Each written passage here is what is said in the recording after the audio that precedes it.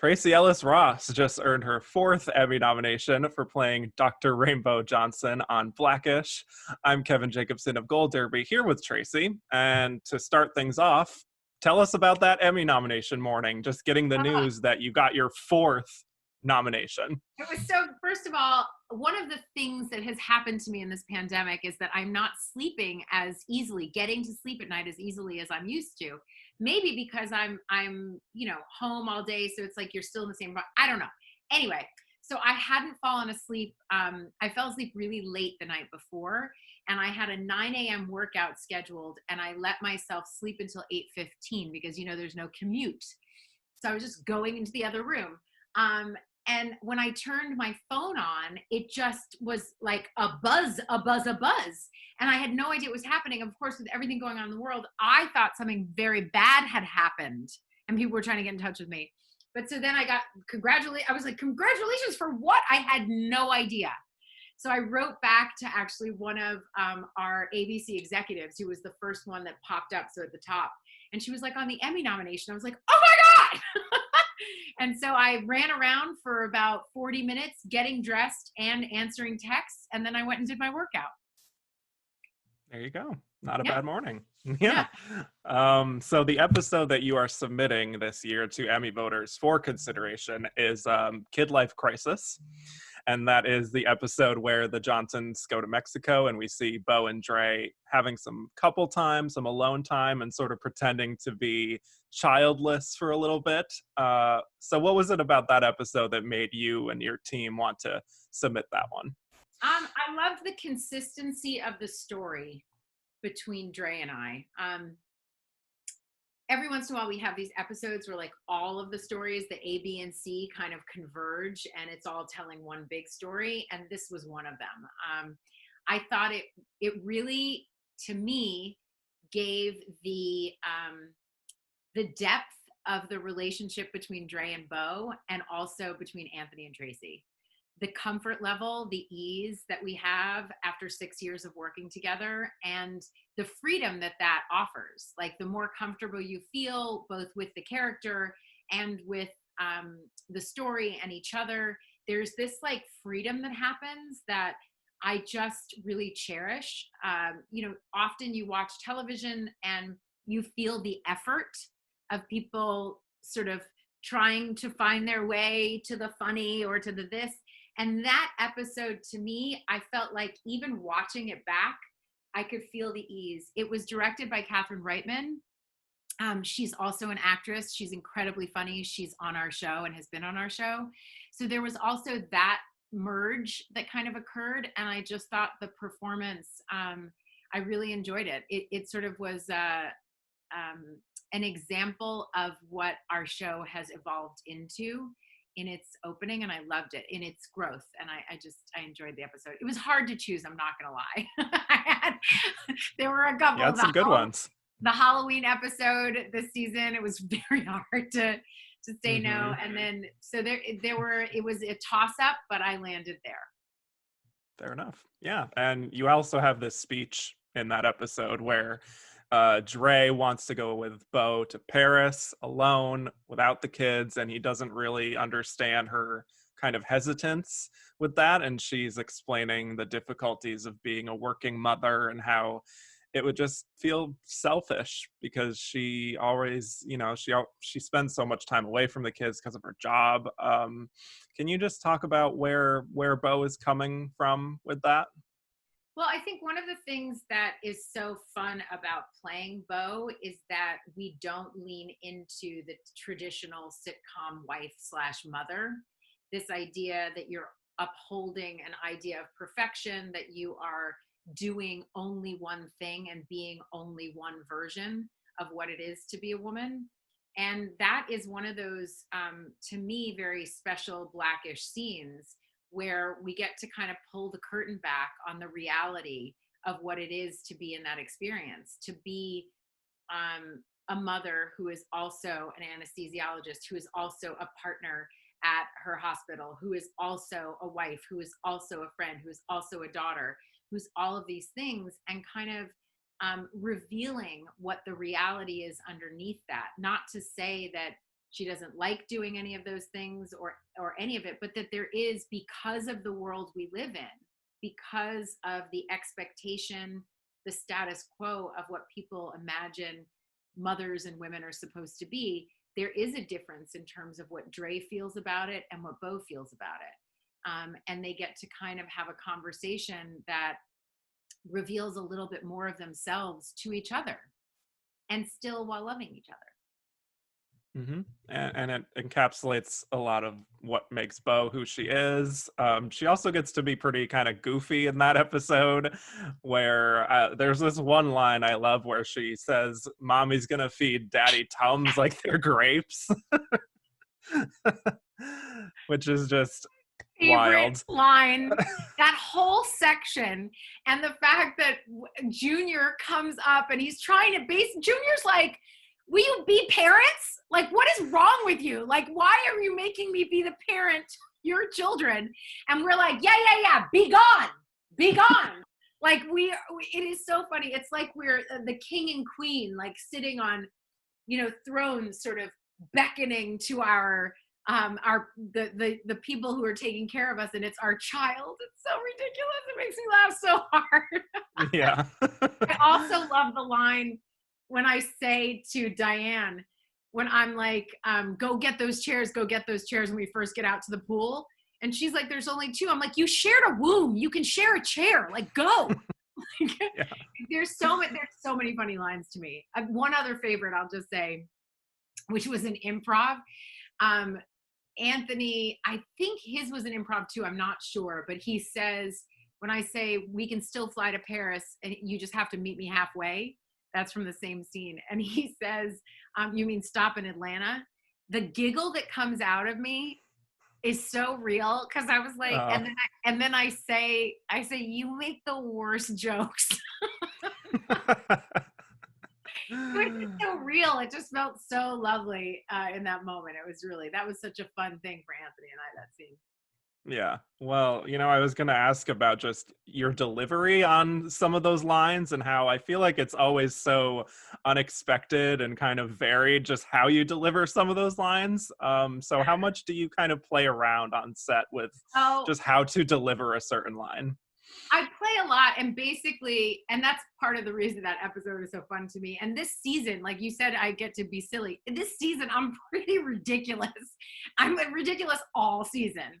And the delivery for me, I don't know, this new thing has come out of Bo. I wish I could think of it right now, but the way I said feed Daddy Tums, like they're grapes, there's this weird voice that I've been doing as Bo, where I'm like, I'm gonna feed Daddy. I don't know what it is. I can only do it when we're in the moment, but it's come up numerous times now. I did it in the episode Everybody Blames Raymond. When we're sitting there looking at the kids, I do this thing that I'm like, where do I get that voice? Like, what? I don't even know what that is. I like suck the air in this weird way. I don't know. It's what happens when Anthony and I are playing and being stupid. And I really have so much fun at work. And I think that's what happens. Yeah, it's like you're just tapping into that like id level of yourself. Yeah. That's just goofy. Yeah. But sometimes I finish a scene, or we they cut on something like that, and I'm literally like, what was that? What just came out of me? Yeah, what just came out of me? Who was that person? What was that sound? Anyway. Yeah. Well, I was also just curious about your role as a producer. We're 6 seasons in now, and you've been credited as a producer since season 4 or so. What is it that you're kind of bringing to the table as producer, Tracee? Nothing different than I was from the beginning.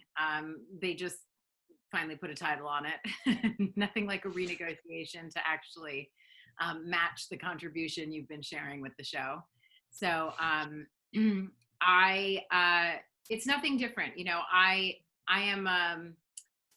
I really like to be a litmus test of the truth. What story are we telling, and particularly for my character. And Kenya used to say it always at the beginning when he was on our show. He's not there anymore, hasn't been for quite some time, but in the beginning he always used to say, and it was something I really appreciated, like, would a human being do that? You know what I mean? And making sure that the comedy is anchored in truth and in honesty and who these characters are. And I think it's what our show does incredibly well. So it's no different.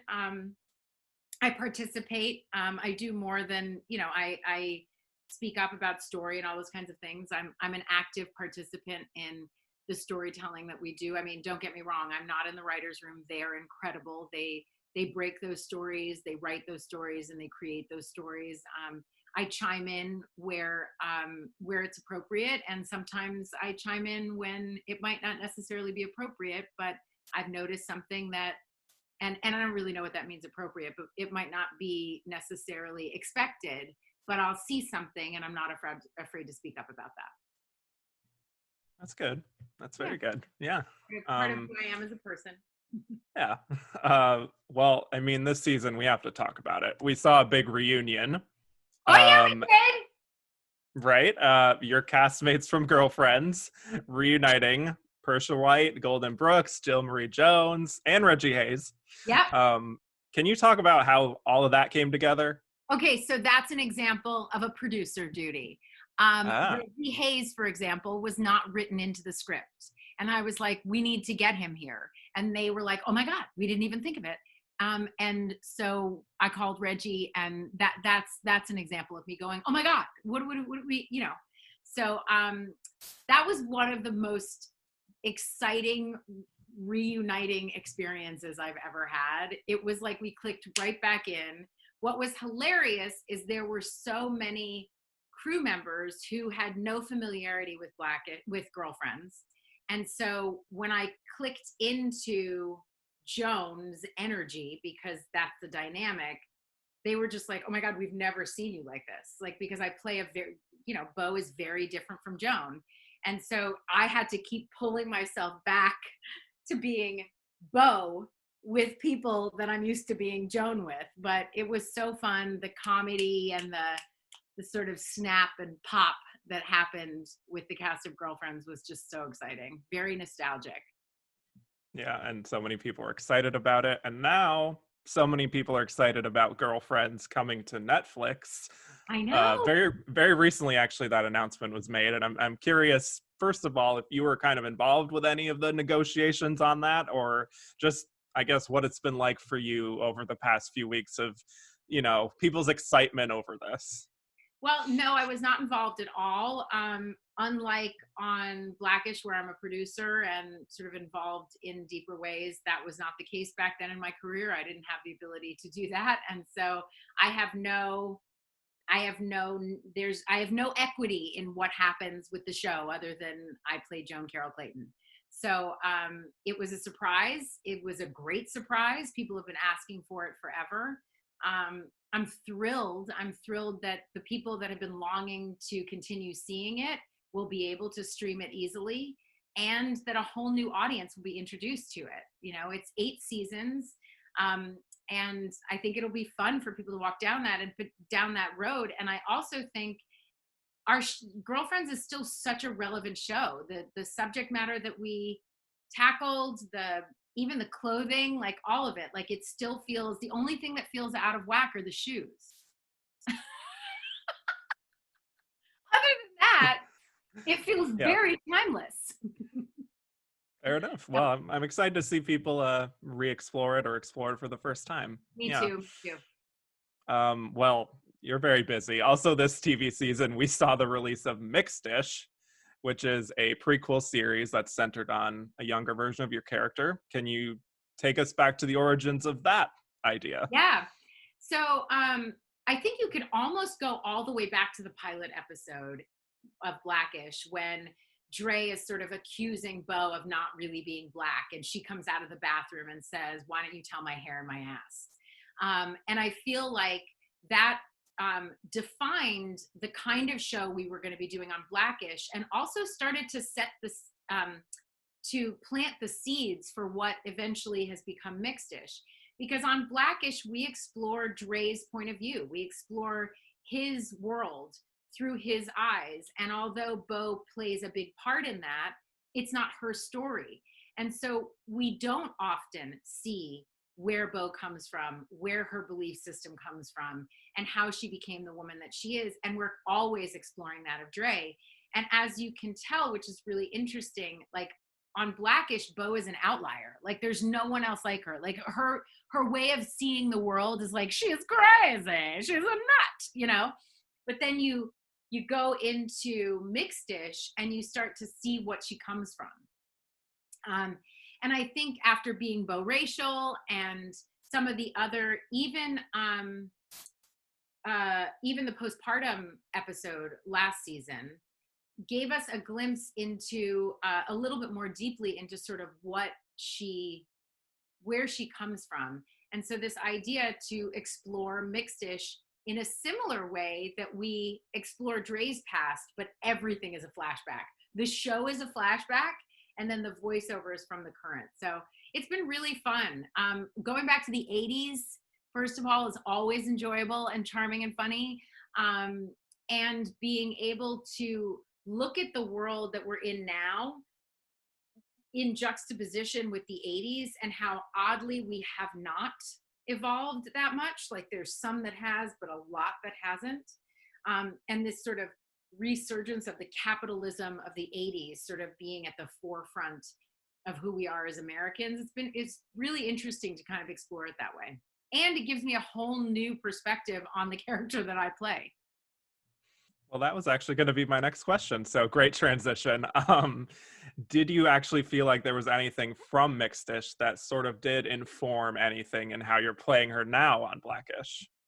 Didn't inform anything new, but gave me a regular reminder of what Bo comes from. And that's one of the things that I bring up. Like, you know, it's like it's something you know, but it's not first season anymore. So it just, you're kind of playing it, but like remembering that she grew up on the commune, remembering the distinction and delineation between her parents and what kind of father her father was and what kind of mother her mother was, has really helped in specific moments to just kind of broaden what I'm doing and the story that's behind it. But it didn't change much. The other thing that's been fun on Mixed-ish is sort of having the anchor of current day Bo is who's talking. So I'm speaking as the same person that I play on Blackish. So that also kind of narrows my point of view in a really interesting way. Well, final question for you. Do you have anything for us about season 7 of No. Blackish? No. Nothing. Nothing. We got nothing for you. We did our first 2 table reads for the first 2 episodes. I will keep those secret because those are fun and exciting. But no, I don't know anything beyond that. I think things have continued to evolve and change as we all figure out this very interesting time we're in. Could we go back to work? When would we go back to work? All of those kinds of things. So what I'm excited about, because I know that it wasn't originally the plan, is that we will be back on before the election. So we will come back on in the fall, which I think is really important because Blackish, it's what we do so well. It's what we have sort of built into the DNA of our show, that we address these very hot topic issues that all of us as Americans are kind of rubbing up against and bring them into this family. So I look forward to sharing those first few episodes with everybody. Yes, I'm intrigued. Okay. Well, thank you. But isn't it an interesting thing to think, like, it feels so far away, but November is in 2 seconds. Yeah.